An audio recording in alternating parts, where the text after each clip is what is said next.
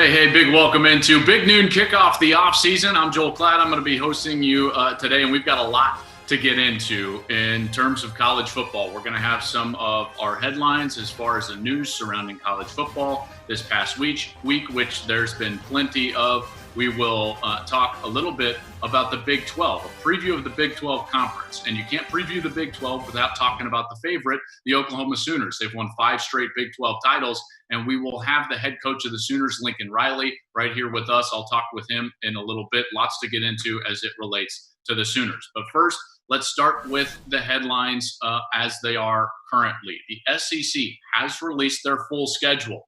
And let's be honest, folks, we are loving it. The SEC has long been bashed for their 8-game schedule in conference. Now they're going to play those 10 games. And to be honest, it's going to be hard to go back because this is going to be some quality stuff right here. Opening week is going to be September 26th. Bama at Missouri headlines that week. October 3rd, look for A&M at Bama. October 17th, a huge weekend in the SEC because you're going to have some heavyweights going up against each other. Georgia will visit the Tide in Tuscaloosa, and LSU will travel to Florida. So some cross-division games against a few of the heavyweights there in the SEC. One note, we are not going to see the Lane Kiffin Bowl. That's a little disappointing. We all wanted to see Ole Miss face off against Tennessee. Not this year. We'll have to wait on that, but we will see the Egg Bowl on November 28th. That will remain the traditional rivalry week with Auburn, Bama, so on and so forth, and the season will cap off on December 5th. In other notes, COVID-related notes, North Carolina at Chapel Hill has shut down in-person classes, and they will continue with their sports. This brings up a bevy of different questions, but what happened is North Carolina students came back to campus. There was an outbreak of over 170 positive cases of COVID-19. They ended up shutting down in-person classes, going online, but have committed to maintaining their sports programs and moving forward with their intended schedules within the ACC conference. It should be noted, some within the administration has said it might be easier for their athletic teams to be free from COVID and remain in now a more bubble-like environment without the students on campus, without those in-person classes. So it might be actually a little bit of good news for the football team there at UNC, as Mac Brown has a very quality team, looks to be a top 20 team here for the season. And finally, out of the Big Ten, Ohio State quarterback Justin Fields, surely a top 5 pick in next spring's NFL draft. He continues to be a quality leader, and he has started a petition to relaunch the Big Ten season. There have been a bevy of letters and by parents and players to the conference and the conference office voicing displeasure over last week's decision to postpone the season until the spring. A lot of those letters and displeasure point to a lack of transparency that the Big Ten had last week in announcing its decision, not releasing some of the medical information that they were relying on to make their decision. The Pac-12, as you might remember, did release a large document with several different parts of that document being the medical information that they were relying on. That did not happen in the Big Ten, and that's making people very upset. It's also unclear, and this is very puzzling, whether or not an actual vote took place within the Big Ten and their presidents to postpone the season. Some of that clarity is obviously what we're all looking for as fans and surely as players as Justin Fields moves forward. Just a quick note, if you are a football fan in the state of Ohio, you will still see, at least as of now, the Browns and Bengals in the NFL. The Cincinnati Bearcats are moving forward with their season, and you will be able to go on Friday night and view some high school football. So the only football that you will not be seeing in Ohio, at least as of right now, is at the Ohio State University. So we will continue to watch all the news, keep you updated on all the news around college football here in the coming days and weeks. And also in the coming days and weeks, and specifically the next 3 weeks, we're going to be previewing each conference that is moving forward with their fall schedule of football. And we're going to start this week with our preview of the Big 12 conference. You can't preview the Big 12 or talk about the Big 12 without talking to the head coach of the Oklahoma Sooners, the 5-time defending Big 12 champion Oklahoma Sooners. Lincoln Riley joins us now. And Coach, first and foremost, thank you for your time. I hope you're doing well. How is everyone doing there in Soonerland? Hey, Joel. Good to see you as well, my friend. Yeah, everybody's doing well. It's been obviously interesting times for everybody out there. It's been great to have the team back to get back on the field to just finally get to some football, and so it's a period of just constant adjustments, both for the staff, the players, everybody. There's really still nothing normal about what's going on, but it's been challenging. It's been fun, and again, great to see their faces, and hopeful that we can continue this and find our way into a football season.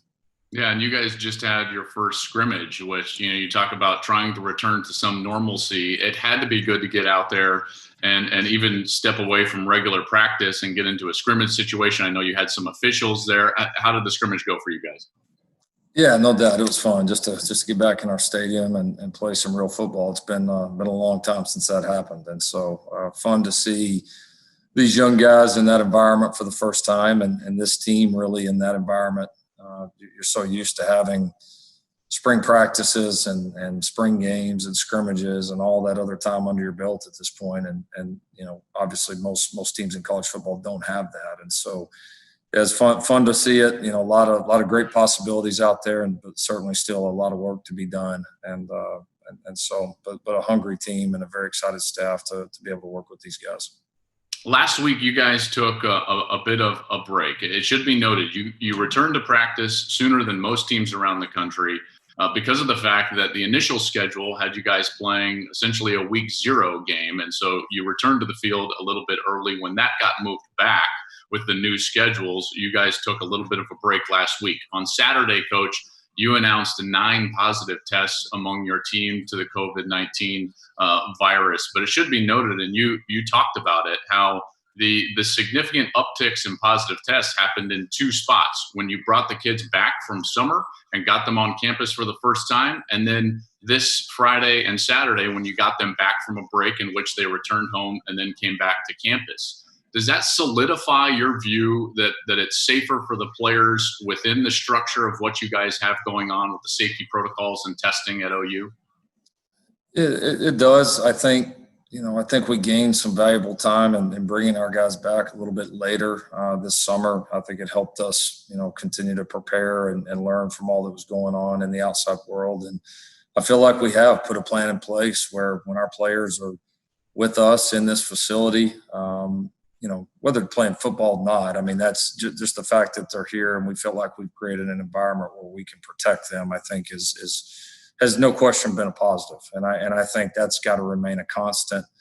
Look, nobody knows if we're going to have a season or not. We're certainly hopeful, and we're excited that our conference has been one of the couple that have, kept everything on course. But I think nobody would argue right now that regardless if a season happens or not, regardless of what that season looks like, that we've been able to create a safe atmosphere for our guys here that I think gives them a lot of advantages that you frankly you can't get the same in public. And it's credit to our medical team and staff and just all the planning that's gone on around here to be able to create that for our guys. As you know, and you might be sick of us by now, but Gus and I have spent a lot of time in Norman and covering you guys over the last few years. One of the things that I've always appreciated about talking with you, in particular during the season or even prior to the season, is your ability to block out what's going on around you and just focus on your team and what your team needs to go out and execute the next week. But last week, college football was shook by the announcement that the Big Ten was going to postpone and move to the spring. So I imagine that while you're trying to focus on your team, that had to at least, draw your attention a little bit. What was your thoughts on what was going on? And in particular, if you don't mind me asking, what your thoughts were when you saw guys like Ryan Day and Scott Frost really fighting and championing the cause for their players to be able to play? Yeah, no, it's a tough decision because nobody's got all the answers right now. I mean, and we're so used to as coaches or medical personnel, administrators. I mean, we're so used to having the answers. That doesn't mean that these answers aren't difficult or aren't challenging or the processes are easy, because they never are. But we're always used to having the answer and knowing like the right direction we should go. And now all of that's been challenged. All of that's kind of been turned upside down. And so it is difficult. And you can see there's a lot of compelling arguments to me on both sides of the fence. And that's what makes this thing so difficult. And there's so much about this virus that we've learned a lot, but we also, there's still a whole lot left to learn too. And so that's what I think has made all this most difficult. Yeah, no doubt. It's hard to see that for the Big Ten, the Pac-12. Those coaches, those players, those guys have all invested a ton and obviously want to play. And no surprise to see players and coaches speaking up. That's of no surprise at all. I mean, when you've invested as much as those guys have, as much as our guys have, it's difficult to know that you might not be able to play. You might not be able to reap the benefits of that and enjoy all the hard experiences that you've worked for. And so certainly feel for them. And again, thankful that we still have a chance, and we'll see how it all plays out. Well, let's get to the field then. And you guys, like I said at the top, the 5-time defending champions in the Big 12. You've had such a remarkable string of success, really on the back of some of the best offense that we've seen in the history of college football. Whether it's been great quarterback play, excellent offensive line play, the ability to run the football, the ability to throw the football down the field. One of the things that's been a hallmark of your offense at Oklahoma is the ability of the offense to morph to what the players are good at. And that's another, feather in your cap. This year, it's going to have to be similar to that. You're going to have a new quarterback. The news is that Kennedy Brooks is opting out of the season. Your running back, Ramajay Stevenson, is suspended. Trey Sermon transferred. And so now all of a sudden you're going to be sitting there with a young core of running backs and a young core of wide receivers, a brand new quarterback. What can we expect out of that OU offense this year? Yeah, I mean, our expectations never really change. We expect to play at a high level and feel like that we have the pieces to do that. There's going to be continued turnover throughout the year for all teams. That's part of what we're going to have to deal with. And like you said, we're used to dealing with it before. We've had, in addition to just, what you would expect in losing a senior or a guy that's run out of eligibility, we've our guys have been able to play at a pretty high level. We've had a number of offensive players in the last several years that have played well enough to be able to declare early, and you can't always plan for that. And so you've had to be willing to adjust and be able to. But we're confident in the talent base we have here. We're confident in the coaching staff that we have here. And I think we've got a group that's ready to work hard and go attack it and understand that, what we've done in the past doesn't mean a whole lot right now. We've got to go do it, but our expectations remain the same. And I feel like we absolutely have a group that can go get it done and be one of the best groups in the country. Your quarterback, a lot of us expect Spencer Rattler to be out there for you guys, and he's a really talented player. I've seen him play in practice. I have to at least imagine that if you're in his shoes, the expectations that you're trying to fulfill as a quarterback of the Oklahoma Sooners with what you've had in Baker and then Kyler and the year Jalen had last year, that it could be difficult for a young player who wants to go out there and set the world on fire. Have you talked to Spencer about how you want him to approach the season in terms of the pressure he puts on himself? That's something we all talk about in our room quite a bit. And they've had some, those guys have had some great examples. Tanner Mordecai was able to see both Kyler and Jalen do it, under in a lot of ways similar circumstances, as far as, their first years to start. Spencer was just here last year and was able to see Jalen and how he handled everything. So I think those were great learning experiences for those guys. And I think they've seen that if guys will trust what we're doing, trust the players around them, trust the scheme, and continue to focus in and get better on the things that they have to, that the results will take care of themselves. And so that's been our focus with them. And yeah, I mean, I think you always, with any potential, new players, new starters, I think it's always a point. But I'm thankful that those guys both had great examples to follow and kind of, they were able to kind of live that behind the scenes. And I think that'll serve both of those guys well as we go forward.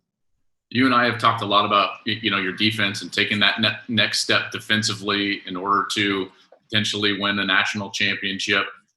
Last year, you took a major step forward. 2 years ago, you were 102nd in the country in yards per play defense. Last year, 63rd in yards per play defense. Alex Grinch returns as your defensive coordinator, new contract in hand, part of your new deal and extension. Congratulations on that.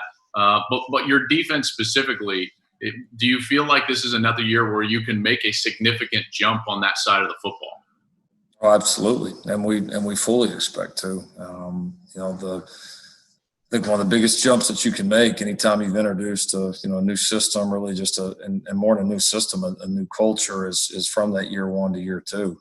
Because now for everyone other than your new players, which is going to be the same case every year, this is not a new thing. There's not learning, and I think the great thing is there's proof behind it. You take a group that all of a sudden makes that jump and is the number one defense in the Big 12. I mean, and just happens that quickly. It made a lot of game-changing plays for us, played well in some really, really important games there throughout the season. And so I think it's a confident group, excited group. Those results have also led to, I think, the recruiting and the talent level in that room and on that side of the ball continuing to increase. So we're excited about the jump we made.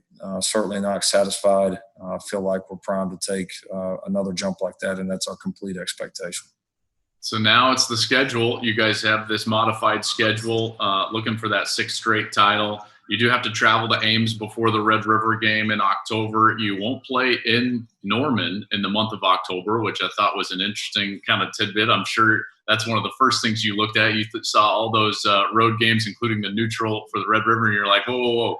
We're not in Norman for the whole month of October. Bedlam, November 21st. When you looked at that schedule, what jumped out to you? Where do you feel like the difficulties lie, and what do you think was maybe a break for you? I mean, our league's different because you play everybody. I don't honestly look at it a whole lot as far as breaks or this or that, and maybe this year more than most because nobody knows. If we're able to have a season, nobody knows how this thing's going to play out, and so I think just our focus has been. We're happy that, we've got an opportunity to potentially play all these games, to have a conference season. We've got to get our team and the guys that are available ready to play each and every week because we know how challenging this conference can be. And you realize when you're at OU that you're going to get everybody's best shot. And we have for years and years and years here. So it's never easy. And so we're going to be as ready as we can to play all of them. We're excited to play all of them. And whether we play somebody – week 3, week 10, week 8. And honestly, we don't care a whole lot. Glad we get the opportunity to play, and we'll be looking forward to each and every one of them. Well, hey, we appreciate you taking the time to join us today. And listen, if and when those games happen, just know one thing. Gus and I will probably be there. So I will see you soon, hopefully, and thank you for your time, bud. You got it. Tell Gus we'll have some shoes ready for him. Oh, don't promise him that. He's going to hold you to that. I know he will. He was going to anyway. That's true. There's no doubt. All right. Thanks, Coach. All right. Thanks, Joel. So here is the Big 12 opening week as it is currently scheduled. It'll be September 12th, and Oklahoma will be hosting Missouri State. Not a lot of juicy matchups on that week one. Remember, it's a 9-conference game season. They've got to find out one out-of-conference game. And this is what they came up with. One that I would just point to, though, SMU at TCU. No love lost between those two. And, of course, SMU stung TCU just last year. UTEP at Texas, and Baylor will host La Tech there on the opening week. So now we welcome in our guys. And now Reggie was unable to join us. Rob's unable to join us. So it's just us three fellas. And unfortunately, I'm the point guard here. So Coach Meyer, Matt Leinart joining us now. How you guys doing today? I'm doing great. Good to be with you, point guard. I look forward to talking with you. Well, listen, I just want you to know I am a shoot first point guard, so just be ready for that. Okay, let's go to OU guys. I just got done chatting with Lincoln Riley. Asked him specifically about the defense. We all expect, regardless of what goes on with their lineup on the offensive side, new quarterback, their offense should be fine. the question surrounds their defense. I asked him specifically about that 102nd ranked yards per play defense 2 years ago, improving to 63rd. And Coach, he said he expects a big jump from that defense. What do you think? I agree with him, and I think he made a change last year. Alex Grinch showed a lot of promise, but the thing I'm going to tell you, you're going to have some graphics pop up here in a minute that every conversation, and I've said this for 30 years in college football, it always starts with recruiting and ends with recruiting. And you can make changes on your staff. You can make changes on scheme. College football, as all football, is a player's game. And you better get some darn players in there that are going to be NFL caliber players. And I know they had an incredible player last year on defense. And, you know, I played against Oklahoma. I coached against them in 2008 when they had a guy named McCoy, a defensive end or defensive tackle that was ridiculous. But at the end of the day, when you start showing numbers about draft picks, unless they start recruiting those caliber athletes, you're going to see the same. You're going to see a little bit better defense maybe because, yes, they have excellent coaches. But remember, this is always going to be a player's game. Yeah, I agree. And I mean, you look at the numbers. I mean, that's a big improvement from 2018 to 2019. And the player talking about Coach Kenneth Murray last year, their middle linebacker, who was just a complete stud. You know, losing him this year is really going to hurt. He's a quarterback of that defense. But as you mentioned, Alex Grinch, and last year, the preseason of last year talked about takeaways and we want to play fast. And they really got off to a pretty good start. And then they stumbled. They only had 11 takeaways all season. And I know that's another emphasis going into this year. But you're right. I mean, you go back to the old Oklahoma Sooner days, and I know offenses and teams have changed, and the game is the evolution of the game, especially offensively, has made it harder for defenses in this conference. But, you know, Joel, you played those guys, Tommy Harris's, the Dan Cody's, you know, back in the early 2000s. I mean, that they were one of the top defenses in the country, and they're just not getting those players anymore. And maybe it's schemes with offense and really focusing more on that side of the ball. But, Coach, to your point, for Oklahoma, you know, they're getting to the playoff, it seems like almost every year. But for them to beat Alabama, Clemson, they have to start getting some of those five-star players up front, some of those guys in the back end. And based on the numbers and the recruiting, they're just not getting those guys right now. You know, it's so interesting, guys. And, Coach, you brought up the NFL. Take a look at and I'm going to throw the whole Big 12 in, right? Because there hasn't really been a dominant defense in the Big 12. When you look at the way that the NFL evaluates defensive players in the Big 12, it is far below where the other conferences are. Just to give you some, you know, piece of data, Oklahoma, since Gerald McCoy was a top 5 pick, they have not had a top 20 pick in the NFL draft on the defensive side of the football. That, you know, like when you're looking at Bama and Georgia and Ohio State and Clemson, like that doesn't happen, right? I mean, Ohio State has had 6 first-round cornerbacks in the last, like, I don't know, like year and a half, it seems like, right? I mean, they just churn out these type of players. Bama is certainly similar to that.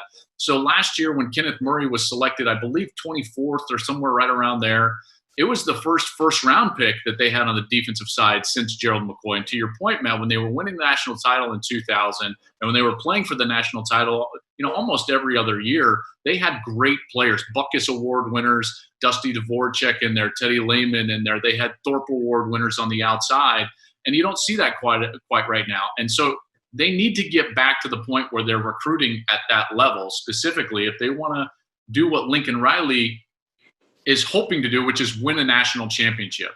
Because this says it all. Defensive players taken in the first 3 rounds in the last decade, guys. The SEC 145 leads everybody. The ACC 84, Big Ten 78, Pac-12 71. The Big 12 only 33 players. Coach, you're the one that, of all 3 of us, that actually recruited. Why do you think there is such a disparity between the Big 12 and the rest of the Power 5 in terms of getting defensive players taken in the first 3 rounds of the NFL draft? Well, there's 2 things in recruiting. Number 1 is testimony. When you can start showing numbers to young players. For example, Matt Leinart chose USC. Why? Because there's a great tradition of quarterbacks coming out of USC. And I'm not speaking for Matt, but I've done it for so long. And you go in there and start recruiting in that region, Oklahoma, Texas, and I get a little defensive when I say, well, there's just not many defensive players. Maybe not defensive linemen, but They are loaded. We pulled Jeffrey Kuda out of there, Baron Browning, and there are great defensive players. But what happens is when the top 100 aren't going to your schools, they're leaving and going to Alabama, Ohio State, Georgia, et cetera. It's because they want to play in the NFL. Yep. And we use those numbers. That's not negative recruiting. You go and say, okay, listen, we've had 7 straight years of first-round corners, and you're telling me between 2008 and 2020, that's 12 years, you've had 2 first-rounders on defense? We're disappointed. Most schools are disappointed if you don't have 2 first-rounders a year. So that, to me, I knew it was bad. I didn't know it was that bad. That's terrible. That needs to change. And I think – I think Chris Ash going to Texas, he's not a good defensive coach. He's an elite defensive coach with an elite reputation and can develop players. Alex Grinch, I would anticipate the same. You're going to start to see some movement, hopefully, in the Big 12. That has to – I'm going to tell you right now, there will not be a national champion out of the Big 12 as long as that continues. I know it'll be difficult for a place like Baylor, but Dave Aranda, the coordinator from LSU, goes to be the head coach at Baylor. So you do see more of a Matt Campbell is more of a defensive guy. Kansas State, a similar. I think you're starting to see a trend towards trying to get defenses to play better football. But Matt, when you look at recruiting in general, I would just throw out this for thought. You and I are quarterbacks. You know how big the culture is in high school in Texas in particular, surrounding the spread offense, the 7-on-7 culture. That's really the boilerplate area where you've got to recruit and get defensive linemen. And I would argue that you achieve what you emphasize. And in Texas high school football, as good as it is, they don't necessarily emphasize the defensive line like they do in other parts of the country because of that spread-oriented system that they all run on offense. Coach, I think that's a big reason why we don't see the defensive linemen specifically coming out of Texas, which is then the state of Texas, I'm saying, which is then where all the Big 12 teams would try to touch and then recruit from. I think that's a big reason why you're seeing some of those graphics right there. You made a point yesterday, Matt, when Joe brought this up, and I never really looked at it that way, but, maybe the great player in Texas high school, they put it off at left tackle or at tight end. I can tell you what they do in the state of Florida and Georgia, et cetera. The great players go on that defensive end spot because that's a Cadillac, in the South, the Cadillac position, all due respect to every other position, because I coach in that league every week you're like, how in the world are we going to block that guy? It was a first rounder on defensive end. So there's probably some truth to that, Joel. I never really looked at it that way. Well, it's incredible. I was just going to say too, real quick, and probably more talking here on the West Coast, a little different than in Texas, but even my high school, Mater Dei, when I was at Mater Dei, we were really good, but we were I formation, we were, power run, we were play action, we were, and granted that was also my skill set, but that was our offense, and we were really good up front, big and physical. De La Salle, Concord De La Salle, when they went on that run, that's where they made their hay, and now you see Joel, just like the high schools in Texas, but also out in California. I mean, look at Mater Dei, JT Daniels, Bryce Young, all these quarterbacks. It's 4 or 5 wides. They're throwing the ball 60 times a game. Now, granted, those kind of schools, Mater Dei, Bosco, have elite players up front as well, but that's it. So I think you're absolutely right. I think the lack of development of those guys up front and the more emphasis of, hey, let's get our 7-on-7 club team going this summer. Let's get all the receivers out there. Like that's the way the game is, from the Midwest, Texas to the West, and that's not how it is in the South. It's different. I think that's the biggest. Let's look at this, Joel, real quick. And I think for the viewer that the graphic on the screen right now, like I said, in college football, it begins with recruiting and stops. And right now you have Texas and Oklahoma in the last 5 years together have not recruited to the level of Alabama together of the top 4 teams in American recruiting, because on defensive side of the ball, which is unconscionable. I can't imagine that has to change. And I think it will with the 2 defensive coordinators they got, but they're going to have great offenses and they're going to get beat in the playoffs because the higher level, the talent becomes equated. You have to play great defense or you'll fail. We keep hitting on recruiting. Here's why it's important, guys. And we talked about this yesterday, is because I think recruiting rankings actually, and I've been one of these guys in the past that have given them a bad rap, like, these ratings don't matter, don't worry about the stars and all this. That's the wrong approach. Matty, coach, like if you look at the average recruiting ranking of all the playoff teams year in and year out, they are the best recruiting teams in the country, right? This is just the average of the playoff teams, much less the actual eventual national champ. And coach, to your point, this is where championships are won in people's living room and recruiting and winning those battles. The average, recruiting ranking for college football playoff teams last year was 9th. So to me, that tells you everything you need to know. And Coach, you made the point last year, and I'll always remember it. You just said it again. You go to these schools to win championships, and to go to the NFL, and those are the teams that you're seeing in the playoff every year. The teams that recruit, the teams that send all their players to the NFL, and the teams that are always in the hunt to win a championship: Ohio State, Clemson, Alabama, Georgia, LSU. And you take a look at the recruiting rankings, recent rankings in the Big 12. I know we have that graphic as well, and I think there's some excellent teams in there: Oklahoma State, Baylor, TCU. But let's be real here. Since the college football playoff has started, only Washington and Michigan State have made it to the playoff, not ranked, and they were beat badly in the playoffs. So, as intrigued as you are in the Big 12 of TCU, Baylor, and Oklahoma State, odds are, unless you start recruiting top 10, top 15, you're not going to get into that college football playoff. And I agree with Joel. I've always, and it cracks me up sometimes when I hear a coach or someone say, well, recruiting rankings don't matter. I can look them right in the eye and say, you're not telling the truth. Then you're in the wrong business. Recruiting rankings should matter. Now, is that the end all? Because some recruiting analyst says that you should take, I didn't say that. That's where people don't listen closely. Recruiting rankings do matter. Don't make decisions based on another analyst's. You have to take who you think's best.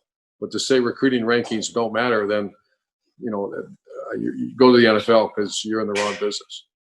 Well, then let's look forward, because these rankings right here, these are the last 5 classes. But if you look at this season specifically, I would tell you that it's not a normal season, right? Yeah. So if the SEC's playing 10 conference games now, like for instance, Alabama this year has to play 6 straight SEC opponents. You know how many times Nick Saban's had to do that? Never. Yep. Right. So this is going to be a different year. So maybe, Coach, to your point, if there was a year where you could point at a team that maybe didn't have the recruiting rankings over the last 3 or 4 years, or maybe did, like Texas, is this the year that we can see a team make a jump? Let's talk about that in Texas specifically. An old assistant of yours, Tom Herman is the head coach. An old assistant of yours, Chris Ash, is now their defensive coordinator. An old assistant of yours, well, I guess under Ryan Day, but of yours, Mike Yurcich, who came from Ohio State, is now their offensive coordinator. Is this the year Texas takes that step forward, guys? I'll start. I am still. I gotta see it to believe it with Texas. And you guys both know how much I love Sam Ehlinger, and that's a big reason why I think they have an opportunity. I think he's one of the best players in all of college football, really over the last couple of years. Not just with his legs, with his arm. He's tough. He's a competitor. He's everything Coach loves in a quarterback. Keontae Ingram, their running back. They got a big-time running back recruit coming in. The concern is just, they just continue to find ways to lose the games they technically shouldn't. We just saw their recruiting. They've averaged the top 10 in the country the last 5 years, and yet they still find ways to just falter down the stretch, whether it's injuries or what have you. So right now, I think because of their quarterback, they have a great opportunity as anybody else. But I'm still not on the bandwagon yet.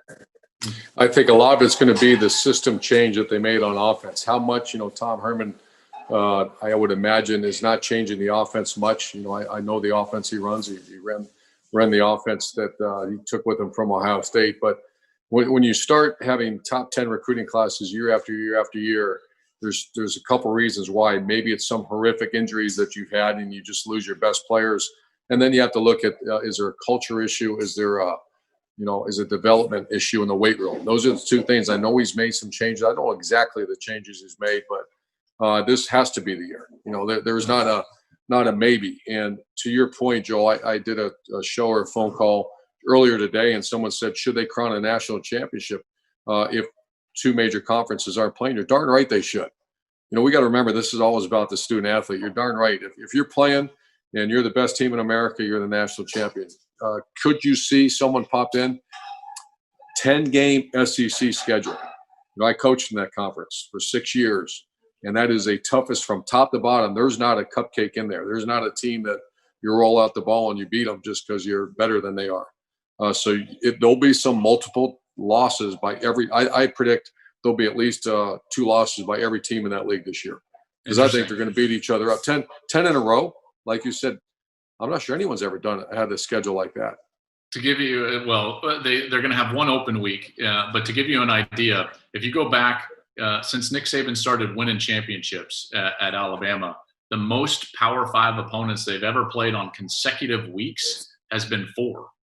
So I mean, this is going to be a huge departure, and that's just Power 5 opponents. I'm not talking about just SEC.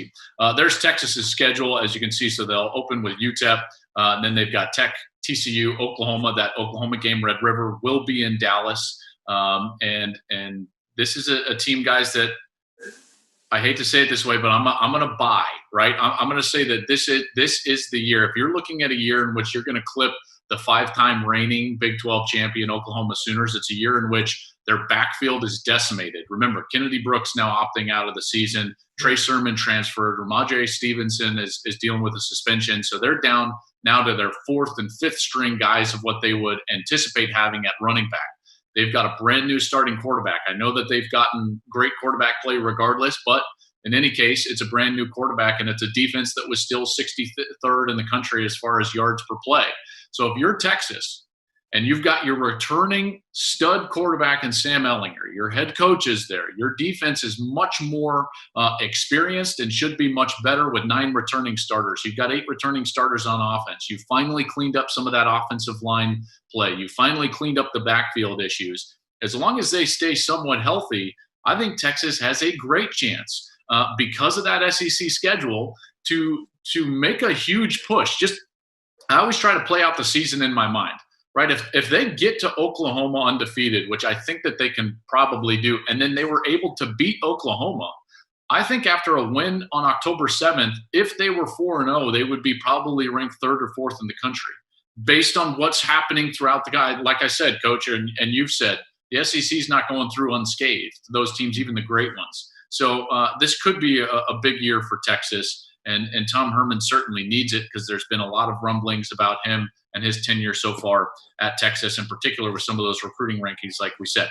Let's move on to some of the other contenders in the conference, because it's not just OU and Texas, even though it can feel like it, in particular with those recruiting rankings that we touched on. Maddie, who are some of the other contenders that you like looking at this Big 12 slate? I like and love Oklahoma State, and for a lot of reasons – just really expect the unexpected this year. And we just saw Texas having to go to Oklahoma State there at the end of October. If you just look at the structure of this football team on both sides of the ball defensively, they weren't bad last year. Their whole defense is back. Their top tacklers are back. Offensively, to me, is where I'm really looking at. And you have to be able to go punch for punch with Texas. You have to go punch for punch with Oklahoma and score points.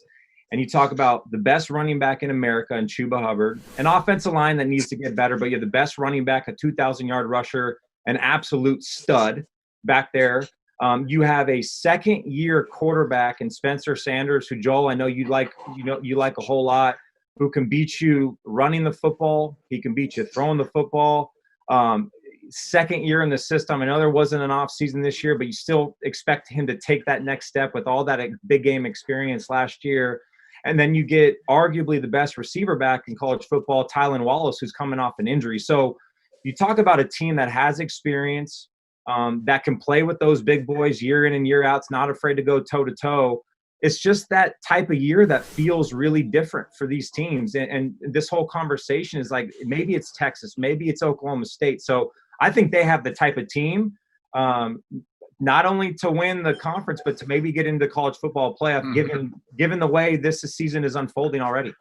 A team that has been playing so much better in the recent years, I guess, than historically is Iowa State, guys. And I love their head coach. I haven't had a chance to talk with you, Coach, about Matt Campbell, but I'm a huge fan of Matt Campbell, what he's done at Iowa State. They've got their quarterback returning. I know that they're not going to be setting the world on fire as far as recruiting rankings go, but winning record in each of the last 3 seasons. Brock Purdy led the Big 12 with over 300 yards throwing the football per game last year, and they're returning 8 of 11 starters on their defense. So a lot of the same reasons, Matt. I don't know if they've got the fireworks that Oklahoma State has, right? You know, with Chuba and Tylen in particular. But boy, Brock Purdy is a really good player, and Matt Campbell is a great coach. They're tough to beat. That's a team that I think could make a little bit of noise this year in the Big 12. Coach, you looking at anybody? Well, Matt Campbell, how much respect I have for him. I actually hired him when I first went to Ohio State. He was a offense coordinator at Toledo, and Tim Beckman left to go to Illinois, and I was going to hire Matt just because his reputation as a recruiter and a coach, and he comes from the Mount Union pipeline, which in Ohio, in that area, that's very strong, and he had just a great reputation. He's all set to come to Ohio State, and he called me up and he said, "Hey, you know, Coach, the AD just called me and said they want me to interview for the head job." And I asked him how old he was, and he was like 28 or some young number. And I said, "Sure, you're not going to get it, but go ahead and interview. We'll get you down here in Columbus next week and get started." He interviewed. He called me back like 2 days later, and he said, "I think they're going to offer me the job." So a lot of respect. I spent time with him this year. I think he's great. My concern, I think his staff is great. I think he's got very good players. But when you start talking about making noise in the Big 12, which I think they will they upset some teams? Yes. Will they be a very good team? I just am very skeptical about Oklahoma State and Iowa State having enough, like you said, fireworks on a normal year to make the playoff. However, here's the addendum. This is not a normal year.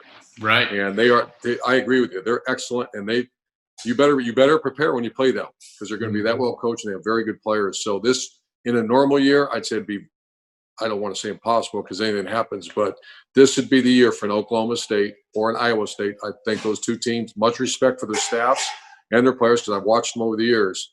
This could be that year. It sounds like Matt is training to be a busser and looks like at some sort of restaurant right now. Is that the case? Has COVID been that hard on you, Leinart, or is that Bardia in your ear or what? No, this was unsolicited. I've gotten no text. I figured, I had the Wi-Fi troubles at the house. I moved to the bedroom in the house. Now I figured I might as well go back. I'm in a zen. I'm very zen right now. Yeah, very. Yeah. So, and I'm sweating. I got a light on me. I'm sweating right now. Wow, Coach. He's he's persevering. I would love to see where Coach is, because not everybody can live like Coach. Maybe you show us your view. It's true. We'll keep that private. And I know I had one where I was on a boat and some guy walked in the background, and now you're in some restaurant or whatever. Very true. Well, the reason Reggie's not with us right now is that apparently there's a storm where he's at, like in Mexico or something. So, hey, we'll hope Reggie is okay, right? He's golfing every day, living the life, man. Living the life. By the way, who has it better than Reggie Bush? But anyways, I digress. We had the poll question, guys, on social media. Which team is the biggest threat to another Oklahoma Big 12 conference title? And overwhelmingly, the fans chose Texas. I think that's the correct sentiment.